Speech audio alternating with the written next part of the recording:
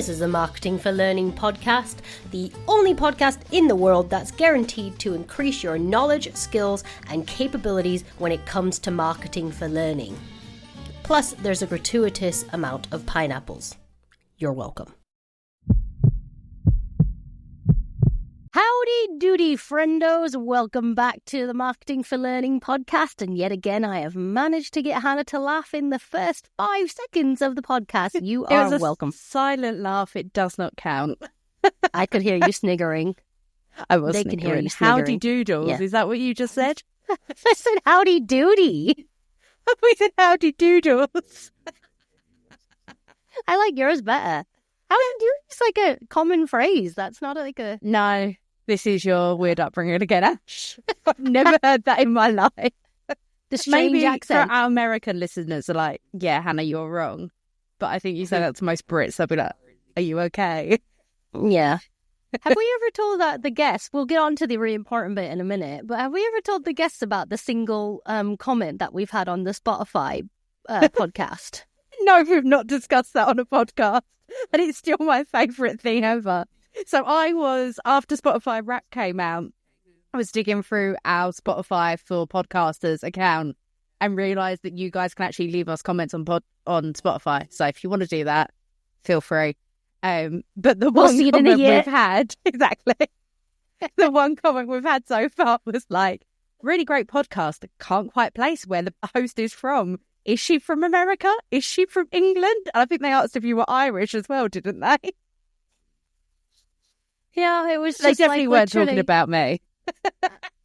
No, but there you go. So there's the accent remains a mystery But for us all. clearly, if that person's still listening, they're not that loyal, because within the first year, we definitely answered that question on the podcast. So they're going to have to go back to the start and listen to them all. Can't remember his name. Let's go No. through Stephen. I really hope people get that joke. Well, if they don't, they're not regular listeners. They're not loyal listeners. We're going to start being petty. If you know, Yeah. you know. Oh dear, right. Well, as much as this dribble is wonderful and deeply entertaining for us, I'm sure people are like, I signed on to this to listen to something titled The Technology Trap, and you guys haven't talked about anything yet but crap. So They love us. I guess we'll stop. Sure, yeah, that's, I think, the story.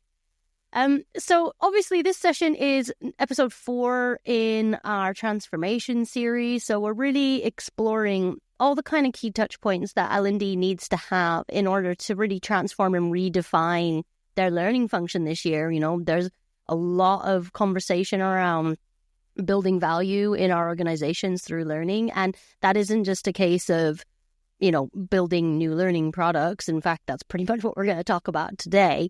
So thus far, we've talked about data and how that's really crucial in terms of understanding our audiences and understanding the business as a whole and how we align with both those things. So that conversation with Derek Mitchell was great. And then you and I obviously talked a lot about how we can lobby and influence stakeholders and really get them involved in what we're doing, get that buy-in early doors, again, leveraging our research in order to do that effectively. And then we just launched the podcast today, in fact. This is how much we fly by the seat of our pants, guys. I was about to say, you're giving away our secrets here, Ash. We recorded these months ago. Yeah. We did a podcast that, 3 weeks ago that is going out until May with somebody else. And we're like, what? That organisation is not for me.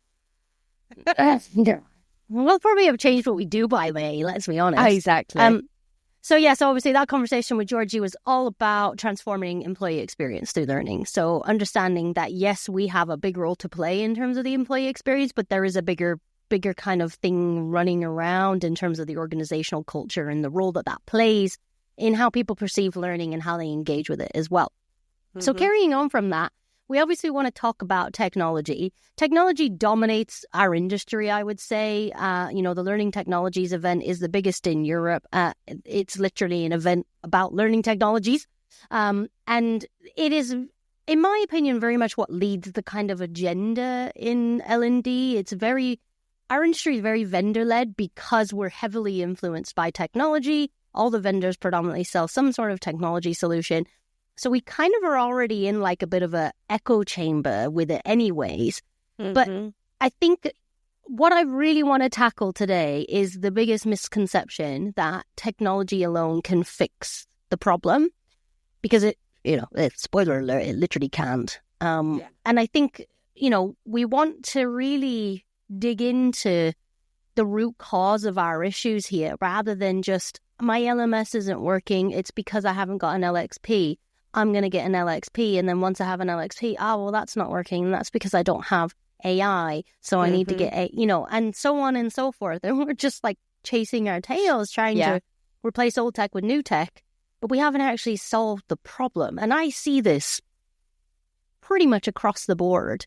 So it definitely needs to be talked about in terms of how we look at our learning as a product, and really the role that technology plays within all that. Absolutely. And I think before we get into the nitty-gritty of it, we are not saying to bin off your learning platforms. We are not saying that tech does not matter, but it alone is not going to solve all the problems. And I think sometimes when we're talking to people in L&D, it often feels quite black and white, yes or no. You like technology or you don't. And we're not saying that.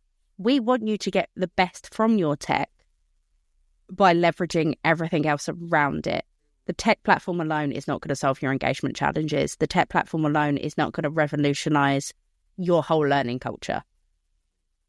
And that's the mindset of many L&Ders. So that when we say actually tech alone is not enough, or when we first started saying that whole build it and they didn't come, people kind of thought we were bashing the tech, and that's not the case at all. Tech's a tool, right? Exactly. And it's something that we absolutely must have. We've got to have.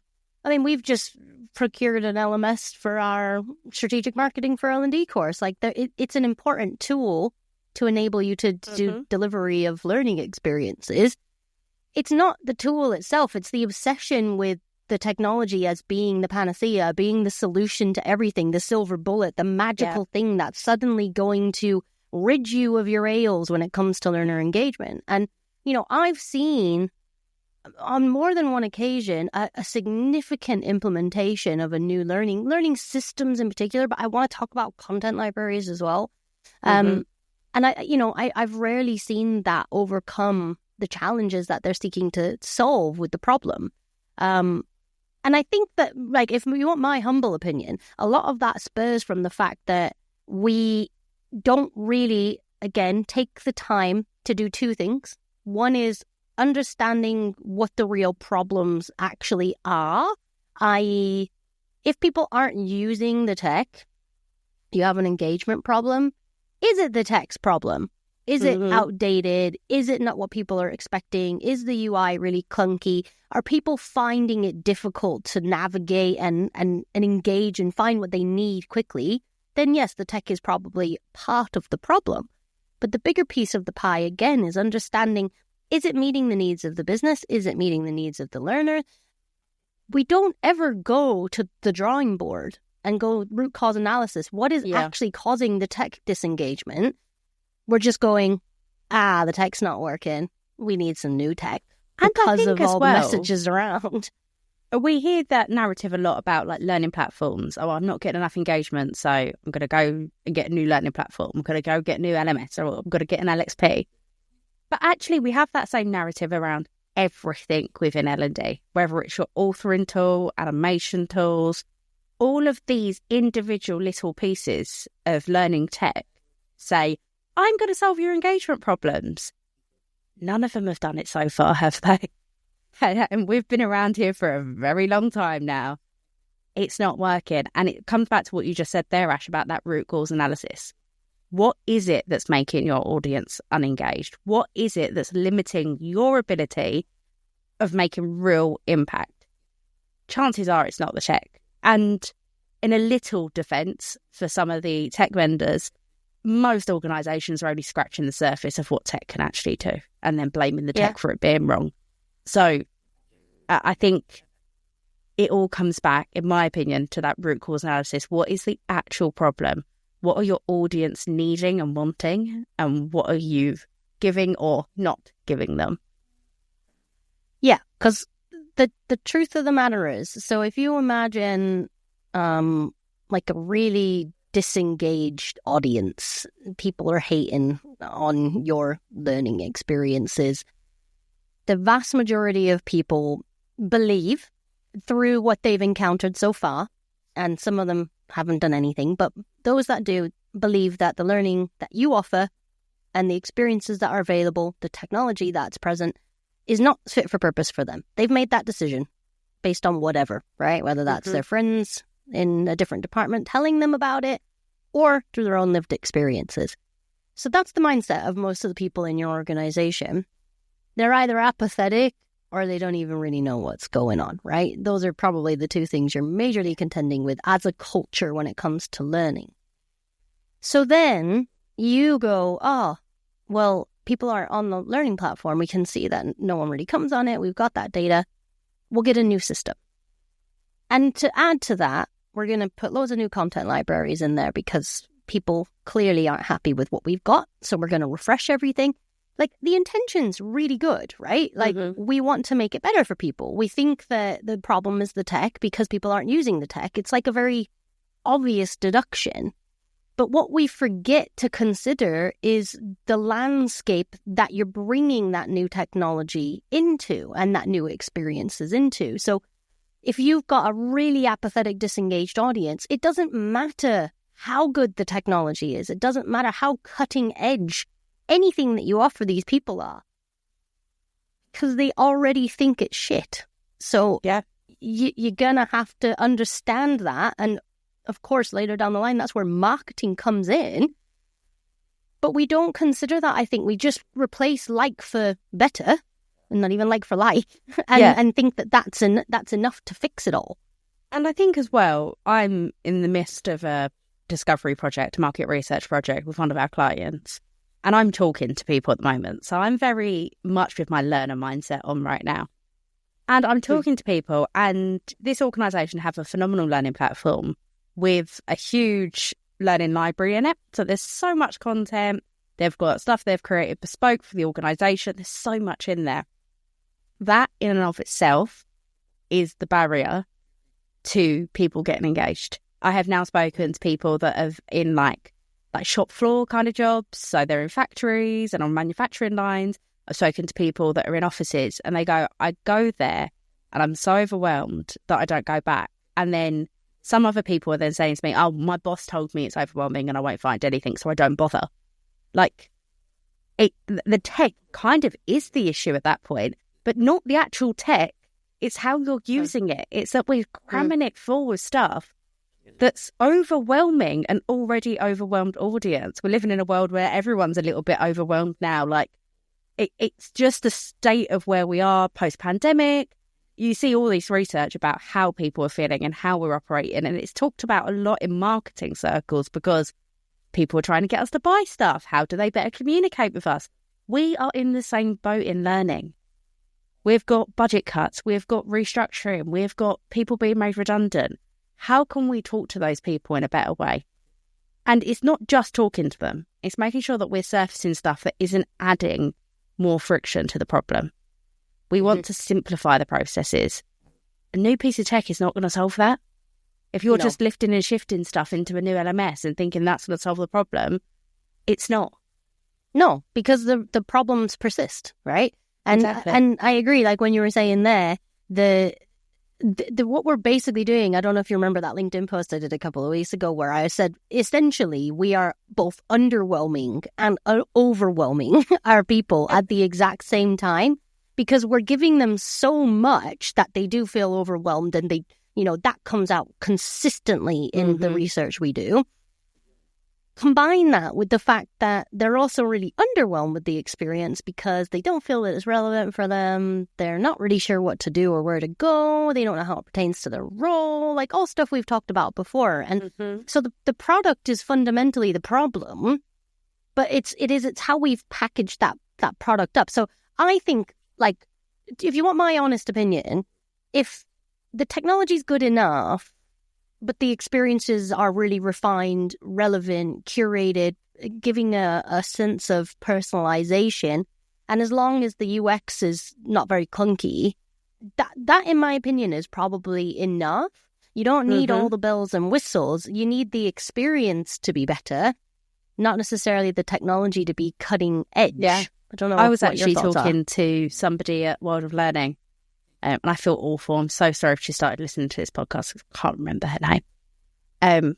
But she was talking me through her learning experience platform, her learning experience, sorry, not the platform. She was talking me through the whole process.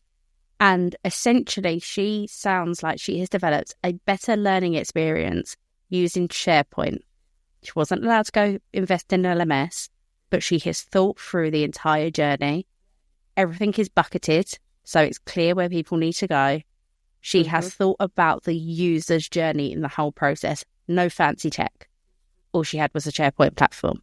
And now, because she's getting benefits from that, the business is going, oh, this is working. What more help can we give? And she's like, it'd be great if I could have an actual learning platform so I could see some more data. But she was getting phenomenal impact just by thinking through the user experience, not going out and procuring more tech, not going out and buying a new authoring tool, not making sure she had to have an LXP before she could do it. The tech isn't the solution to our biggest challenges. It's how we're approaching the challenges, in my opinion, that is the biggest game changer. If you approach it with that UX mindset, that marketing mindset, go out and do the research, understand the people, and then build a product that's actually fit for their needs. We've been talking a lot recently about the product market fit. We've got to make sure that's there. And product doesn't just mean your learning tech. It's your overall solution. Yeah. All roads lead to, hey, talking to your people. Crazy idea. It's a strange notion to think that in order to build a product, you should talk to people about the product. It's, it's not a practice that we execute in L&D. The ideas got... I just think as well, it's an art that seems to have kind of been lost, not just in L&D. I will give L&D their dues there. But if we go back to like the 90s, I'm going to give myself away here for being the world's biggest loser. I was watching a documentary the other day about boy bands from the 90s. Was it the Boyzone one? No, it wasn't the Boyzone one. I haven't got round to that yet. But this was about the one on Netflix about Backstreet Boys and NSYNC. No, that one it was bad. one on ITV. I've watched all of them, so there you go. It was one on the ITV. I think it was on ITV. It might have been iPlayer. But they were literally showing clips of market researchers going out and saying, what do you think of this boy band? What's your opinion on them? What do you think of this music? Do you think this logo works better or that logo? We were asking people so many questions. And we're now in a world that's so saturated. We've just got so much stuff thrown at us that we've kind of lost that art of sense checking and seeing what's actually resonating. What a wonderful world it would be if, when designing your learning product, you run a little focus group, you run a little testing session. Hey, I want you to find a piece of learning on leadership. How would you follow that? And see them click all the wrong places before they end up where you think they're meant to go. I worked with a company called 123 Reg. They're part of GoDaddy. And as I was leaving, it was my undergrad placement. As I was leaving, they were just revamping their website. And I sat in on a session just like that. And it was like, okay, go and buy a domain. Where would you go? And everyone was clicking in the wrong places. And then they built the experience around what the intuition of the person is. I know we haven't got all the time in the world. And people listening to this probably like, oh, well, I'm an L&D professional. I've got to do this, this, this and this. But we have to invest the time in getting it right. We have to really think about that user journey and that user experience. And like you've already said, Ash, all goes back to actually talking to your audience. Yeah, because the truth of the matter is, if we don't get this bit right, then everything else kind of flops anyway. So we may as well invest the time to really understand, like, this is the foundational work that needs to happen. This is your learning strategy. Mm-hmm. Your learning strategy isn't, I'm going to implement a new learning platform and we're going to do this, this, and this, and this. No. My first port of call is to understand the lay of the land as it currently is, really see what's working, what's not, and understand why, and then start to define strategies that solve those problems, as long as they're still focusing on the business problems, right? Mm. Like, there's no point in bringing in a new LMS if the business genuinely isn't focusing on L&D, right? Like, you're going to have to find other ways to make it relevant, or do pilots to test and prove, like your friend did there. Yep. That actually this is worth investment and this is valuable. So, I think it's a bit of a house of cards, really. If we don't get these foundational bits right, it's not a surprise that everything subsequent fails or not fails, but, and again, like, it's not because our intentions are bad. It's not because we want to do anything wrong. I think it is just an obsession with technology has led us to a place where we have technology bloat now. We're stockpiling content like nobody's business, and it does us nothing. No good. There's no benefit in, like, I was just saying to you today, like, I'm going to start deleting email addresses out of our CRM. People who are not engaging with us, let's just delete them, because what's the point in keeping their information? It's of no use to us.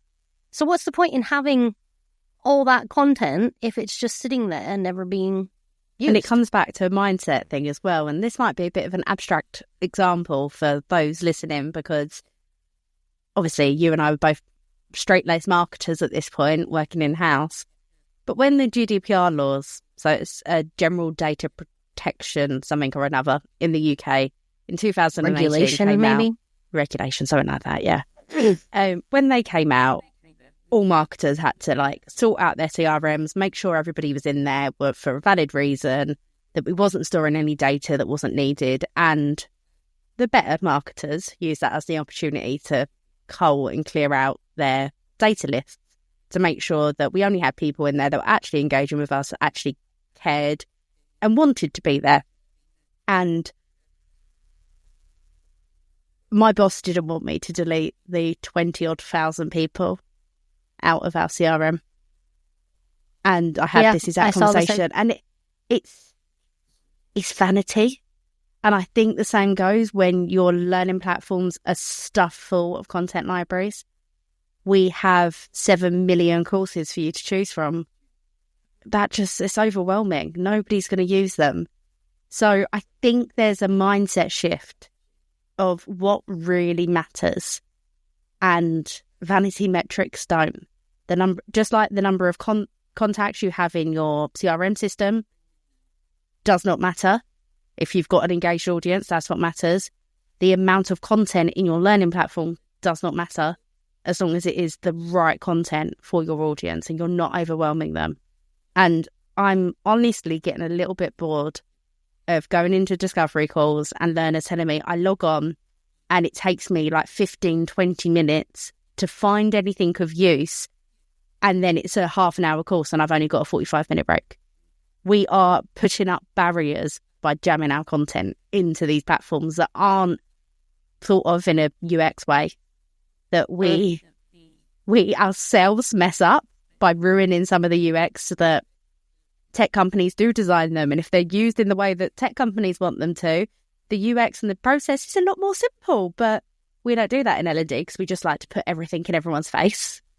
We are making it more complicated by not actually going to the audience and working out what do you need and how can I deliver that to you in the best possible way. Yep. So first of all, you and I aren't well, because I mentioned the GDPR thing in a previous podcast, maybe with the one with Derek Mitchell or Georgie, but certainly in the last few episodes, so that's not okay. Awkward moment when you can tell I haven't listened to the full podcast episode. She's mean. I'm not a loyal listener. Your name's obviously Stephen. Clearly. So, that I totally agree with everything you're saying. And, I was thinking when you were speaking there, and like, the reality is, okay, so you have course libraries, because most companies don't let you just cherry pick what you want, right? Like, you get it all, because that's the value add in inverted commas. It only works out to £1 a course. Woohoo! Yes, exactly, right? So that's where the value add comes, or where they start to try and kind of differentiate and add value. So if you don't have the capability to create everything yourself in-house from scratch, or you don't have the budget to outsource that to bespoke content providers or program providers, then at least create the experience of segregating the stuff that's worthwhile. Yeah. So if you start thinking, I don't have the time to do that, well, FML, your learners don't either. Look at where we are. So, again, if we go out and ask the right questions and understand really what people need and want and desire from that learning experience, we should be in a position to cultivate and curate personalization, i.e., even if that is on SharePoint, like leave your LMS as a content repository that most people don't visit. Do what your lady did and create a SharePoint experience where, oh my God, I can send all my managers to this, basically a portal. Yeah. Stuff that's linked back to the LMS. They can take content over to there, but they don't have to go there. They don't have to find something. You found the things. You said, hey, you look like you could do with X, Y, and Z. That's why we've done this for you. I just don't know how we honestly expect people to connect with the notion of a wealth of information is right at your fingertips. It's genuinely overwhelming. We too much choice in these environments is not a selling point at all. And how do we expect to garner any form of long-term engagement if we keep doing what we've always done? We've got a Gen AI course, we've got a leadership course, we've got a GDPR course, we've got a management course, and all these individual things. We need to start thinking of it as a process. And if we want people to engage with the process and the journey of learning, we've got to start operating in that way. Because if you're sitting there thinking, I don't have the time to do this, I can bet my bottom dollar that you're probably thinking, I have a blah, blah, blah course to develop and launch and market. And you're just thinking of that small program. You're not thinking of the long-term bigger picture. I understand some people listening to this might have managers that are blockers and all things like that. We all have those problems too. But we've got to start thinking longer term, bigger picture. If you are genuinely sat there thinking, I've got this one thing that I really need to give my full attention on, even though I know the LMS is on fire over there and it's not working for me, the priorities of your L&D team just aren't quite right. Yeah, because it boils down to damage limitation at this stage, in my opinion. So this isn't like, how do we change our learning culture? At this stage, how do you stop the learning culture that's being developed by the experiences that you're currently providing?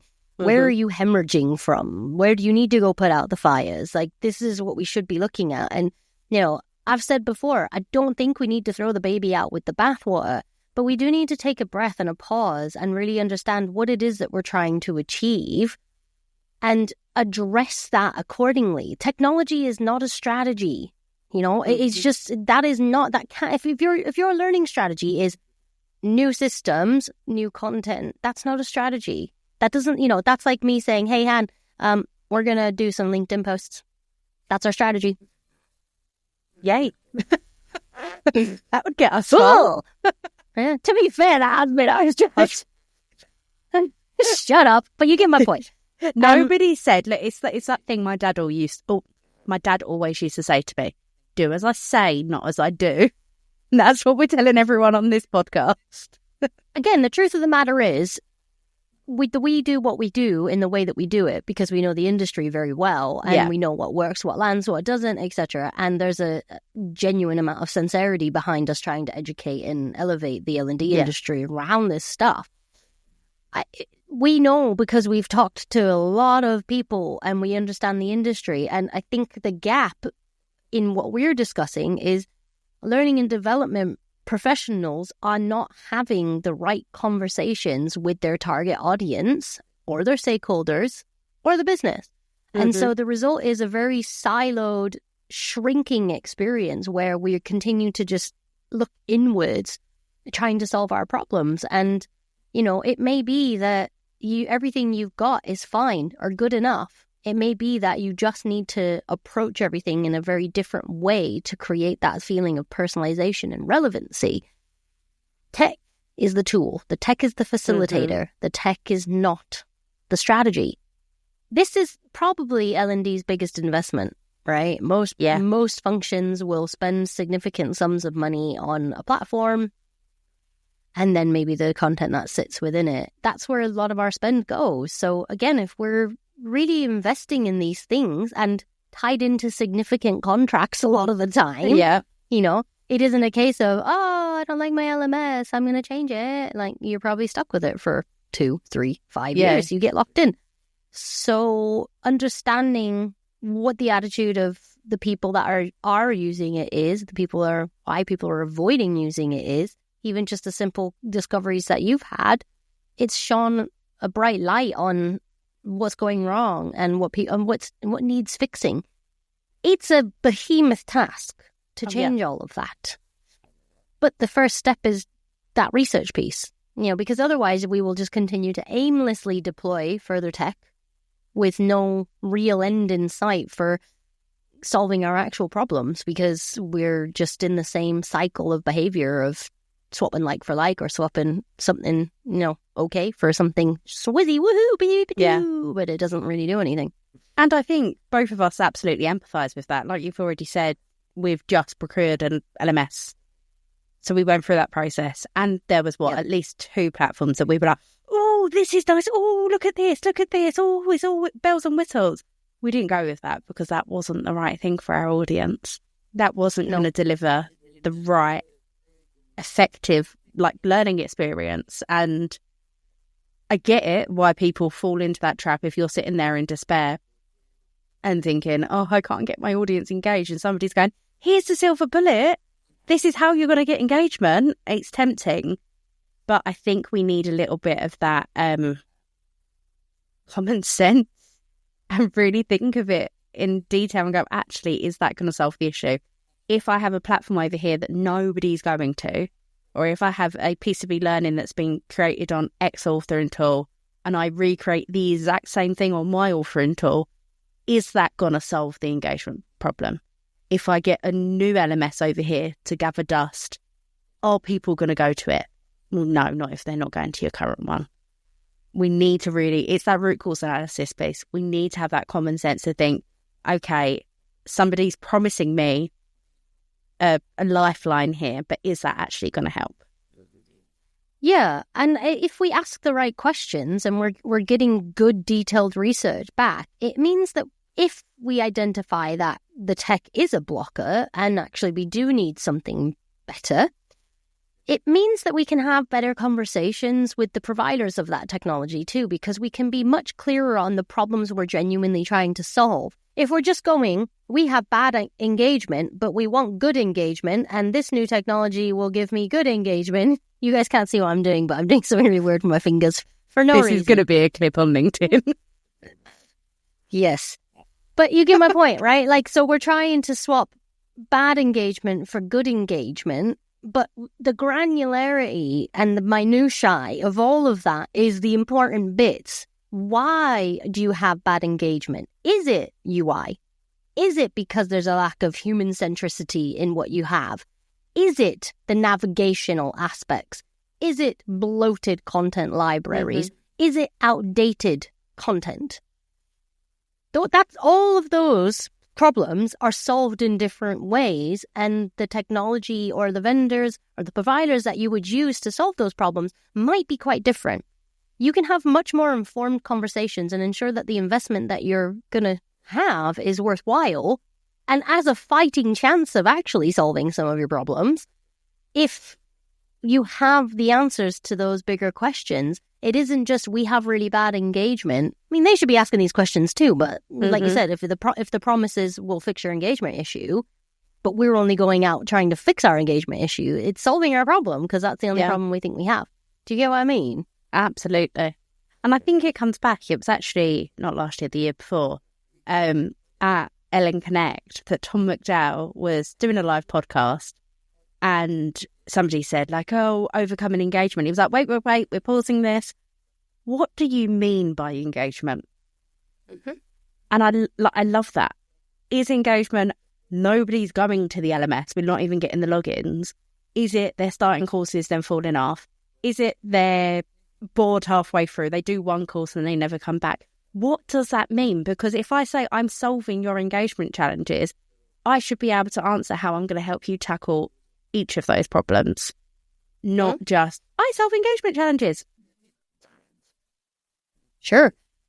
And if we don't really know what it is that we're trying to solve, then we can't really fix it, right? And I don't really understand how we don't want to ask those questions. You know, if okay, well, people aren't engaging, what does that mean? You know, and again, let's go back to the beginning of all of this. Aligning with the business is like something Georgia and I talked about a little bit, was the fact that not everything needs to be measured, right? Like she was giving me a really great example of solving a problem for a big client of theirs, and they had they basically had a very convoluted, complex process in their marketing team that no one could kind of get their heads around. So rather than like, at first they had like a big e-learning module, and they came to Lima Delta to basically say like, this ain't working, what can we do?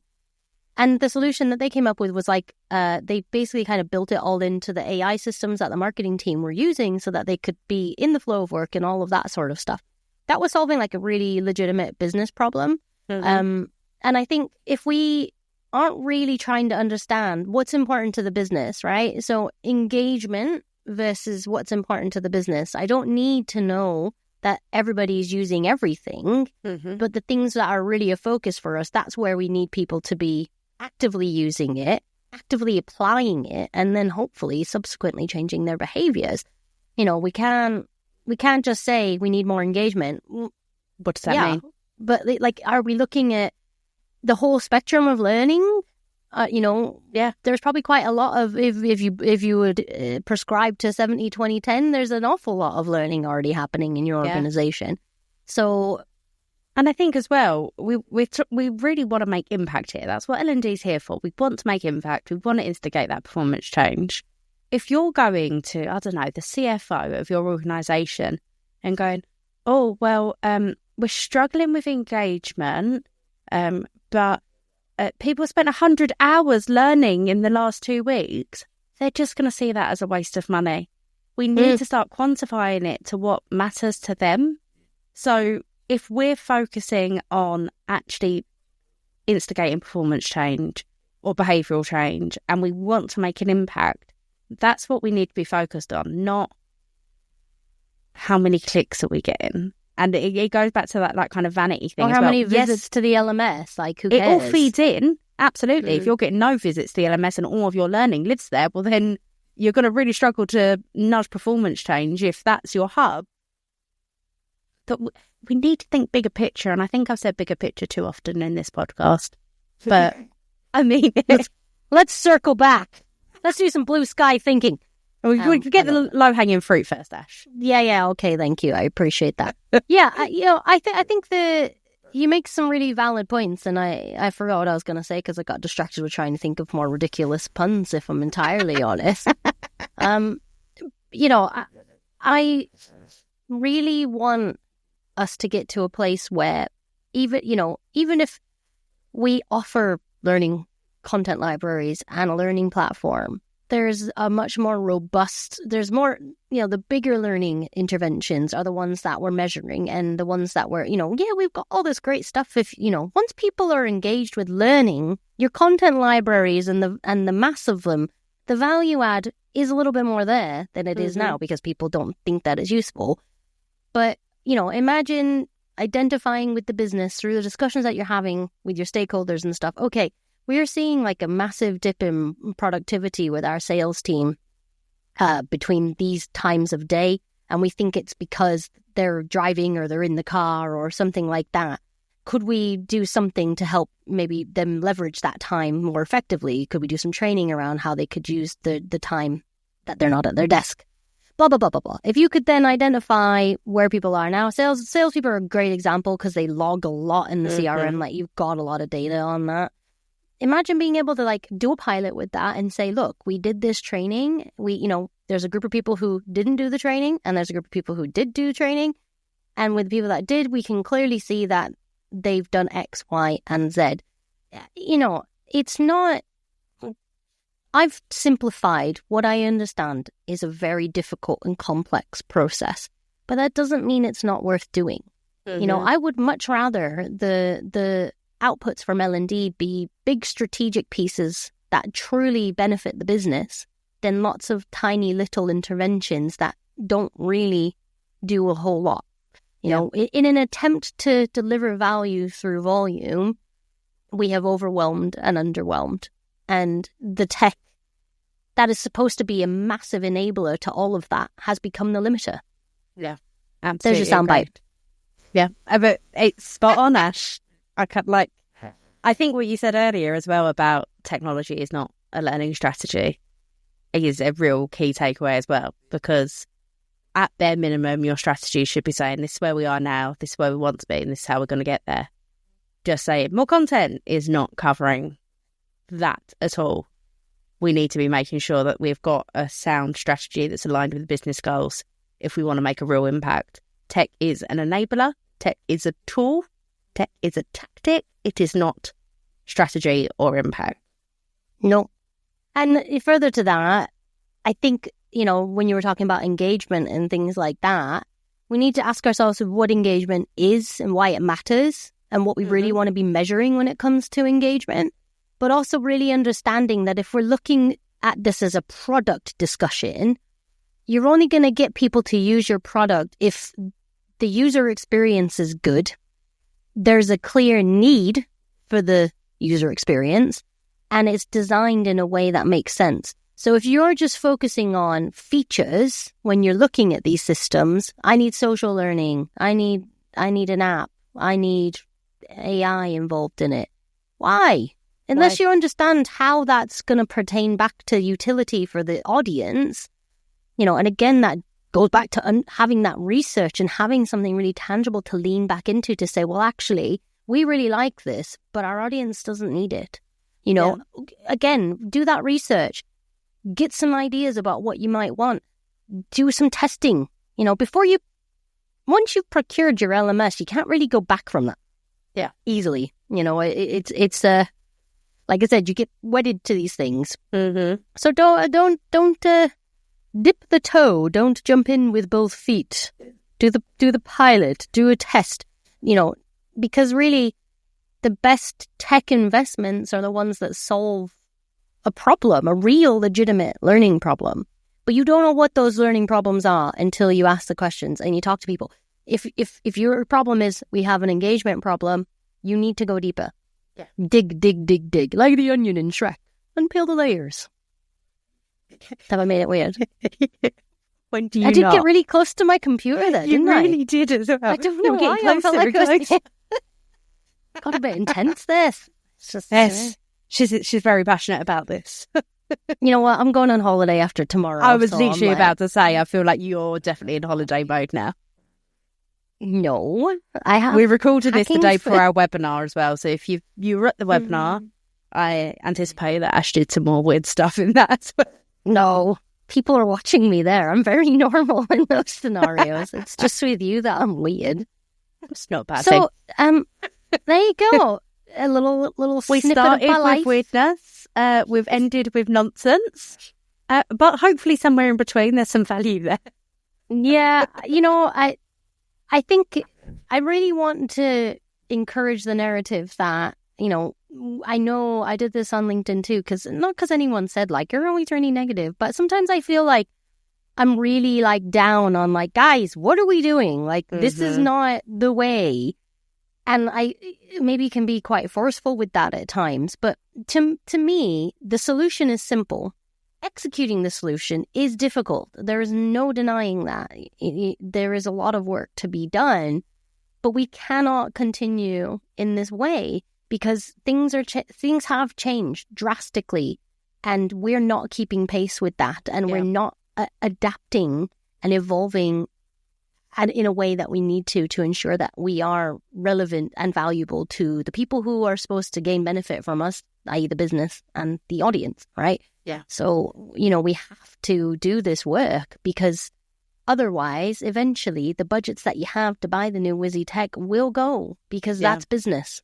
That is business. And if we care at all about the importance of learning, because it is crucial, and we know that, but we need to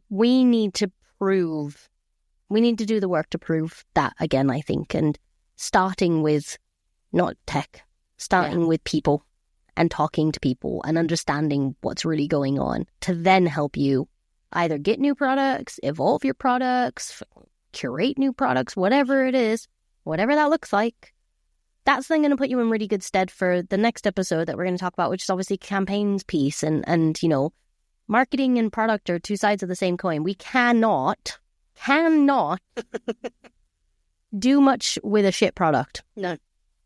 And so it's great that, we can get some intrigue and build up some buzz and stuff like that. But it is the true term, putting lipstick on a pig, putting glitter on a turd. You can make things look nice, but it doesn't really change what it is. And actually people just ain't stupid. No, exactly. They are inundated with technology platforms and Netflix and Spotify and ChatGPT, and they know the art of what's possible. And they're looking to you to deliver their expectations. And that's not an easy feat. Not saying it is, but it's the reality of what we need to do. Yeah, that's it. We just need to take a big dose of humble pie and actually go, okay, this is what the real world is. And this is what people are living in every day. And then this is what we're offering them. Yeah. But we do love learning. We love learning and development. We are not bashing on the industry. Not at all. We love you. And like you said, not even vendors either. We all have our role to play. It's just making sure that the things that you're getting and bringing into your organization are appropriate and genuinely solving the problems that you're trying to fix. Otherwise, it is just a complete waste of money. Mm-hmm. And vendors should be wanting to do that too, because if they want longevity in their products, they want continuity of service with their customers, they should want to understand how important it is to embed these products within the organization and ensure that they're being used to their full potential. So this is, this stuff benefits everybody. Yeah. It isn't a case of, put this new thing on. As Taylor Swift says, Band-Aids don't fix bullet holes. So just do your research, guys, okay? I don't know what to say to that. Right, well, I've brought you guys some little snacks today, some little snippets of some joy. Useful, some pop culture, some Americanisms. You might think I've been drinking, but I haven't. She's just very excited to be on holiday next week. Yeah, but I'm not excited to pack suitcases for 3 children. I've never gone on holiday with a baby that's 7 months old. Wish me luck, pray for me. I have to share a room with, Phil and the baby and at least one other child. I'm not going to get any sleep. You'll want to come back to work for the holiday of being back. Yeah. And it's a snowboarding holiday, so it's not restful. You're out adventuring and... Yeah, but you love it. I think last time I went, I snowboarded for about a half a day in total because everyone's still learning. It's a long game for me. Eventually, last time you went, you got engaged as well, so... Yeah, I did. Yeah. We're going to the same place. Woo. Exciting times. He put a ring on it. He liked it. Yeah, cool. All right, well, I'm going to stop talking crap now.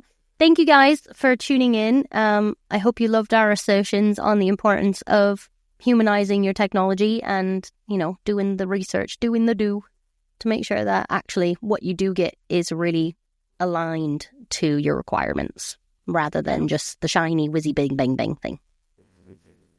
Absolutely. So we will see you on the next episode of the Marketing for Learning podcast, guys. Yes, you will. That's right. All right. Well, sorry for making it weird, Han. See you soon. Bye. Bye.